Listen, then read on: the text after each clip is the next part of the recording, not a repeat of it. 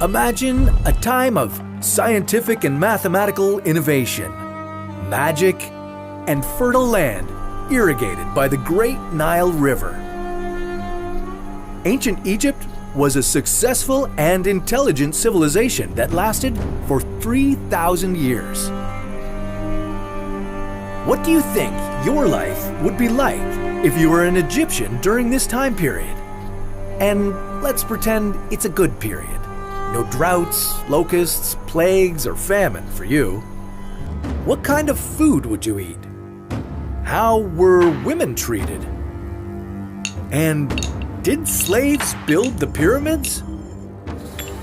This is What If, and here's what would happen if you lived in ancient Egypt.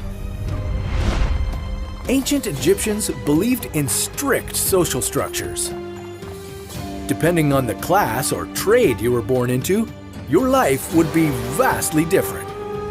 The hierarchical pyramid of social status and wealth was composed of slaves and servants, tenant farmers, specialists like sailors and soldiers, educational professionals, and finally, the elite. Who would you be? At the bottom of the social pyramid were slaves. They came from foreign lands but were not of a single race. And while they could negotiate their contracts, they were still bonded laborers and worked in exchange for food and shelter. At the very top of the pyramid was the ruler who reigned over everyone. There were 300 rulers throughout ancient Egypt's existence. While we call them pharaohs today, that wasn't their actual title in ancient Egypt. Rulers did not necessarily have to be men or Egyptian, but they were seen as divine liaisons between the gods and the people. Life would be drastically different depending on your gender. Like many ancient civilizations, Egypt had strict gender roles.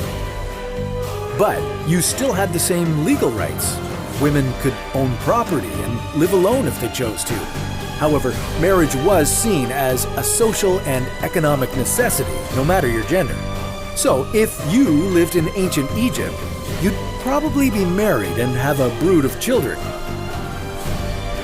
You would live in a house built of mud bricks with a stone oven and pits dug into the ground for food storage.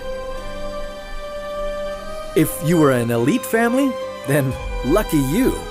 As a nobleman or woman, you would be waited upon by your servants. After a breakfast of bread and fruit, the man of the house would take his chariot down to his estate on the banks of the Nile. After touring the grounds and maybe meeting with the estate overseer about the year's harvest, you might take a quick nap. Once you're rested, you would meet up with a friend to hunt wildfowl on your estate. At home, as a woman, you would spend the day supervising plans for a banquet. Before the banquet begins, you would adorn yourself with gold and semi-precious stones to further show your wealthy status. Now, you're ready to greet your guests as they arrive in chariots and litters, which were wheel-less enclosures carried on the shoulders of servants.